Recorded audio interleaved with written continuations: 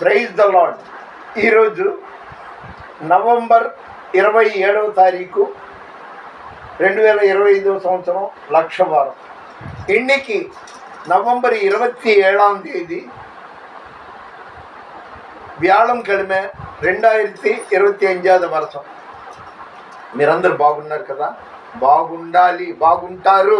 ఒకవేళ మీ ఇంట్లో ఎవరికైనా అనారోగ్యం ఉంటే వాళ్ళని దేవుడు స్వస్థపరచును గాక. మీకు అప్పులు ఉంటే దేవుడు వాటిని తీర్చడానికి మీకు ఆర్థిక సహాయం చేయను గాక.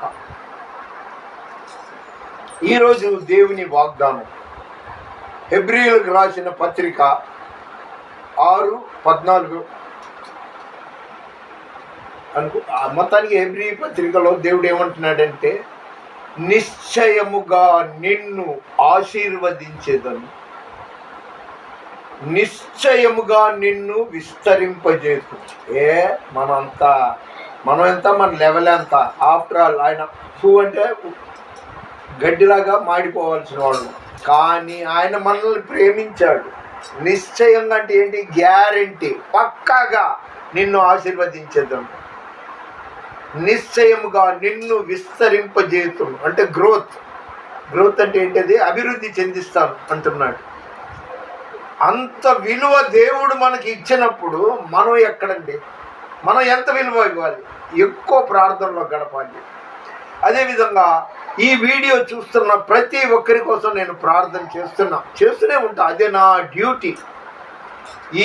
ఇందులో ఊపిరి ఉన్నంత వరకు నేను ప్రార్థన చేస్తూనే ఉంటాను. కొంతమంది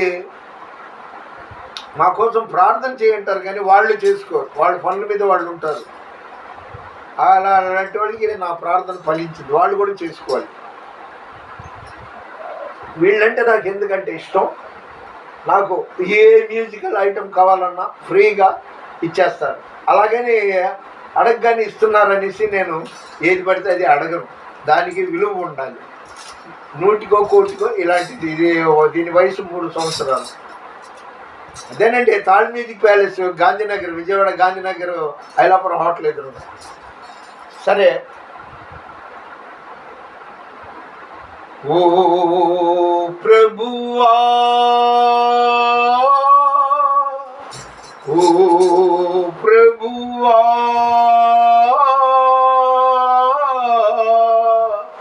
నీవే నా మంచి కాపరివి, నీవే నా మంచి కాపరివి.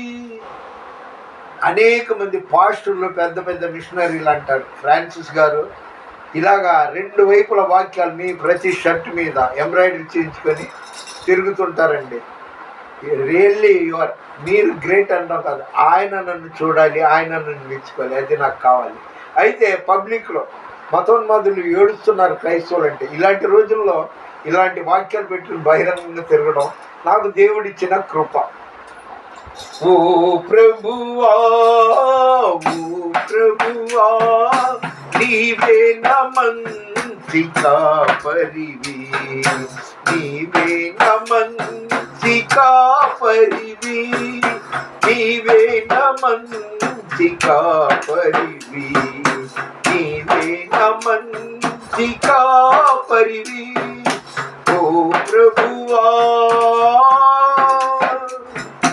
దారి తప్పిన నన్ను నీవు వెదకి వచ్చి రక్షించితివి, దారి తప్పిన నన్ను నీవు వెదకి వచ్చి రక్షించితివి, నిత్య జీవము నీచిన దేవా, నిత్య జీవము నీచిన దేవా, నీవే నా మంచి కాపరివి, నీవే నా మంచి కాపరివి. ఓ ప్రభువా, నీవు ప్రేమించిన గొర్రెలన్నింటినీ ఎల్లప్పుడూ చేయి విడువాక, నీవు ప్రేమించిన గొర్రెలన్నింటినీ ఎల్లప్పుడూ చేయి విడువాక, అంతము